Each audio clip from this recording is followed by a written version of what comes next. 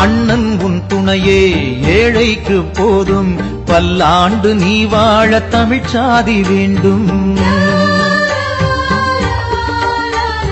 கண்ணீரை மாற்றி ஆனந்தம் தந்தாய், உனையன்றி ஏழைக்கு வேறென்ன வேண்டும்.